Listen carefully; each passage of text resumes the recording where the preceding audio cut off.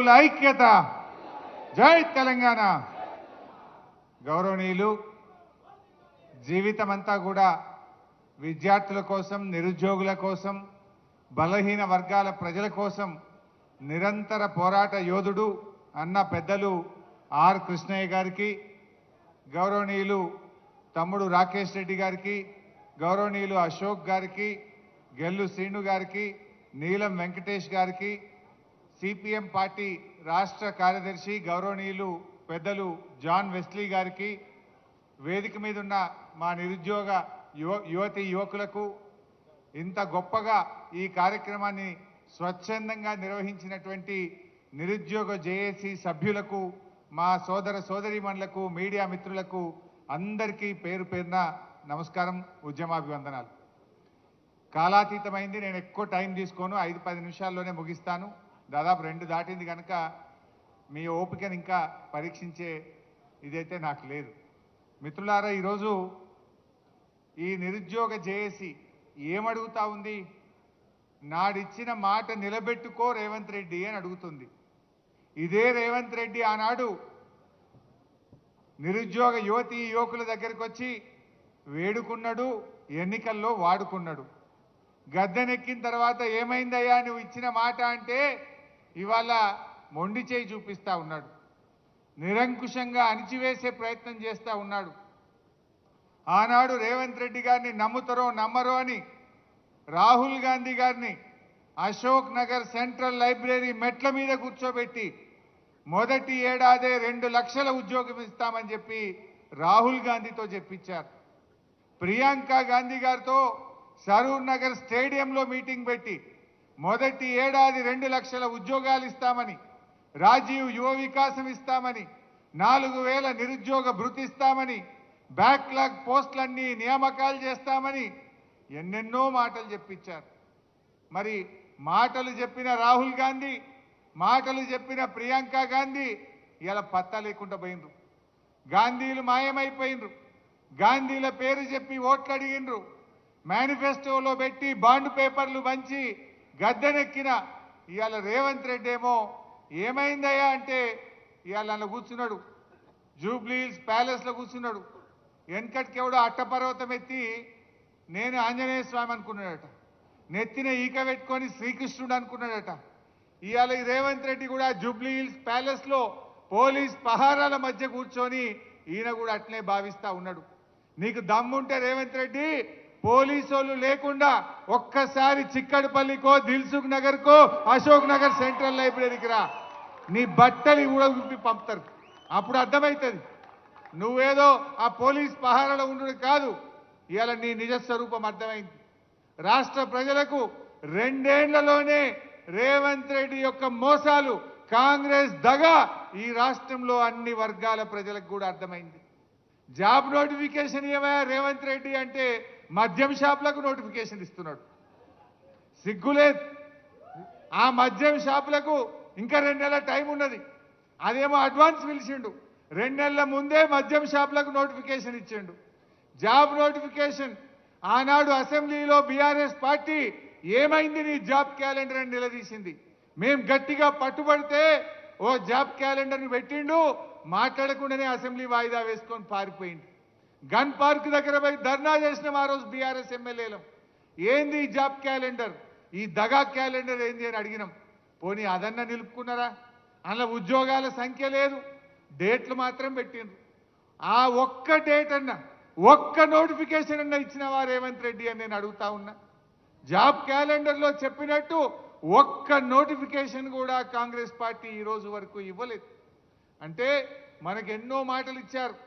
2 లక్షల ఉద్యోగాలు బోగస్, 4000 నిరుద్యోగ భృతి బోగస్, మెగా డిఎస్సి బోగస్, అదేవిధంగా రాజీవ్ యువ వికాసం అన్నారు, అదో బోగస్. ఆ రాజీవ్ యువ వికాసం వికసించక ముందే వాడిపోయింది. అది ఏం చెప్పిండ్రు? జూన్ 2వ తారీఖు నాడు 5 లక్షల మంది నిరుద్యోగులకు మేము రాజీవ్ యువ వికాసం కింద సాయం చేయబోతున్నామన్నారు. జూన్ 2 పోయి 5 నెలల ఒక్కనికన్నా ఇచ్చిండ్రా? మాటలు కూడా బోగస్, హామీలు బోగస్. ఇవాళ అన్ని వర్గాలను మోసం చేసిండ్రు. నేను మా తమ్ముళ్ళను కోరేది ఒక్కటే, ఇవాళ మీ చేతిలో ఒక అవకాశం ఉంది. రేవంత్ రెడ్డి కళ్ళు తెరిపించడానికి మీ చేతిలో ఒక అవకాశం ఉంది. ఈ జూబ్లీ హిల్స్ ఉప ఎన్నిక కొంతమంది చెల్లెళ్ళు ఏది ఎలక్షన్లో నామినేషన్ వేసినట్టు కూడా నేను పేపర్లో చదివాను. నేను మీతో కోరేది ఒక్కటే, జూబ్లీ హిల్స్ ఓడిపోతే రేవంత్ రెడ్డి ఏం గద్దె దిగాడు కదా, ఆయన ముఖ్యమంత్రి పదవి ఏం పోదు కదా, ఇంకా 3 ఏళ్ళు పక్కా ఉంటాడు ఆయన్నే రేవంత్ రెడ్డి, ఉండాలని కూడా మేము కోరుకుంటున్నాం. ఇక మళ్ళా కాంగ్రెస్ 20 ఏళ్ళ దాకా మొలవదిగా. అయితే నేను మీతో కోరేది ఒక్కటే, దయచేసి మీరు కాంగ్రెస్ను జూబ్లీ హిల్స్లో ఓడించాలని, ఆనాడు కాంగ్రెస్ను గెలిపించాలని బస్సు యాత్ర చేసిండ్రు.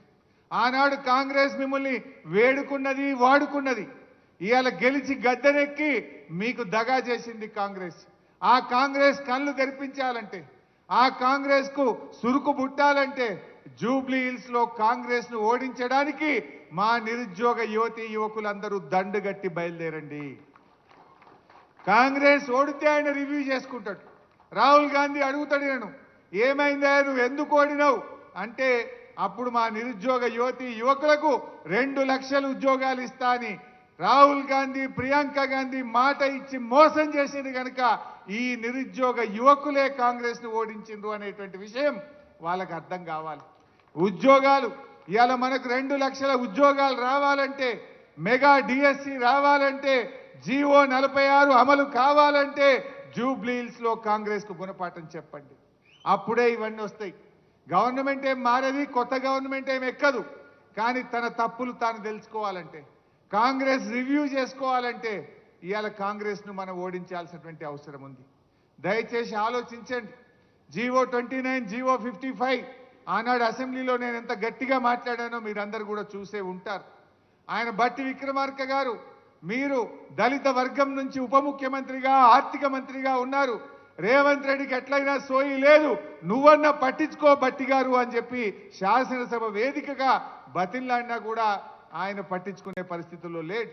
అంటే ఇవాళ ఎంత దుర్మార్గంగా వ్యవహరిస్తున్నారో మీ అందరికీ అర్థమవుతా ఉంది.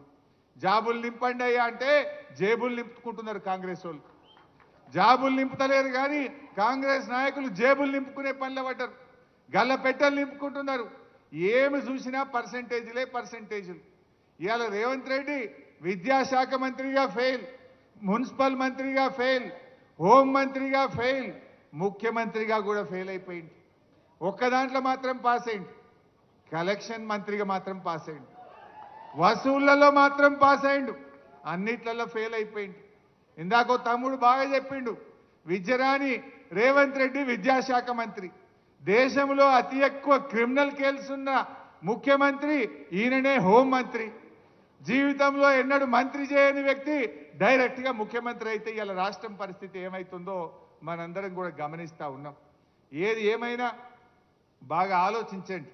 ఇవాళ నిరుద్యోగ యువతి యువకులు రాష్ట్రంలో ఏం జరుగుతుందో ఆలోచించండి.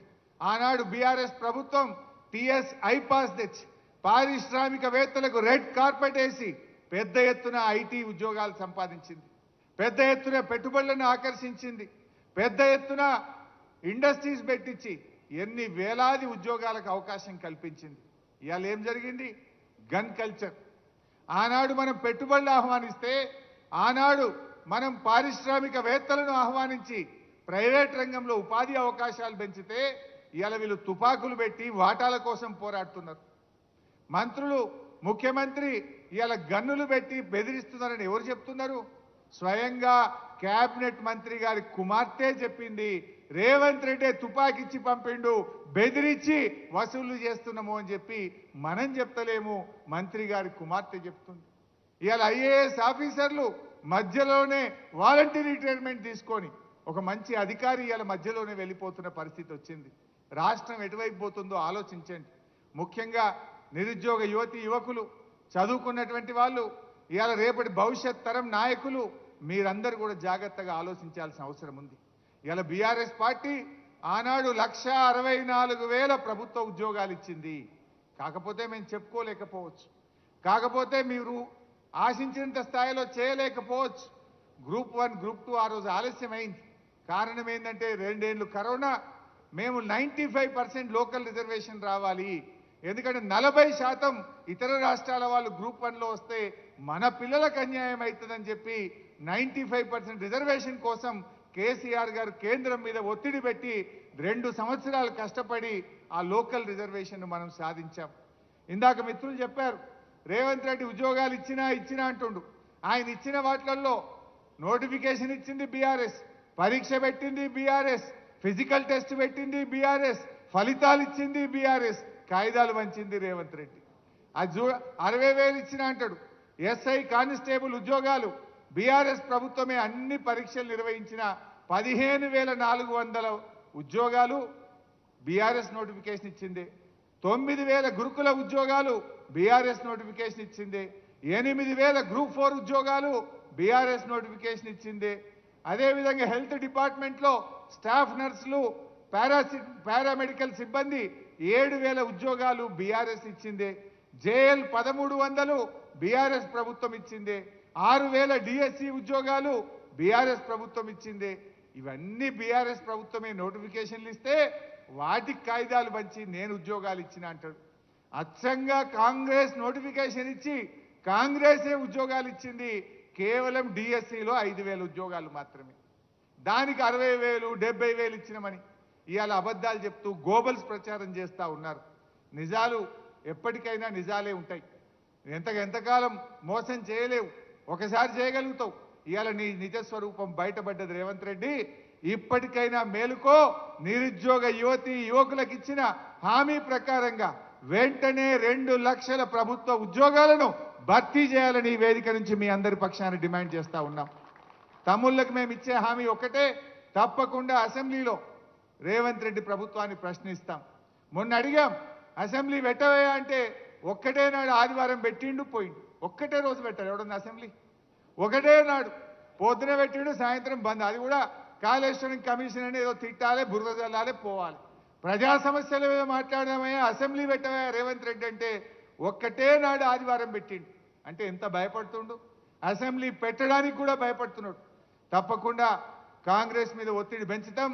శాసనసభలో జీవో 46 గురించి, మెగా డిఎస్సి గురించి రావాల్సిన నోటిఫికేషన్లు, ముఖ్యంగా జెన్కో కానీ, అదేవిధంగా GPO, police notification, deputy surveyor notification, ఇతర గ్రూప్ నోటిఫికేషన్ల కోసం, జాబ్ క్యాలెండర్ అమలు కోసం మీ గొంతుకై మీ పక్షాన బీఆర్ఎస్ పార్టీ పోరాడుతుందని చెప్పి కూడా మనం చేస్తా ఉన్నా.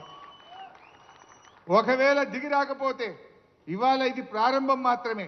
అన్ని జిల్లాల్లో కూడా ఈరోజు మనం ఏదైతే నిరుద్యోగ బాకీ కార్డును మనం విడుదల చేశామో ఈ నిరుద్యోగ బాకీ కార్డును రాష్ట్రంలో అన్ని జిల్లా కేంద్రాల్లో కూడా పెట్టి యువతను ఏకం చేద్దాం, ప్రభుత్వం మీద ఒత్తిడి పెంచుదాం.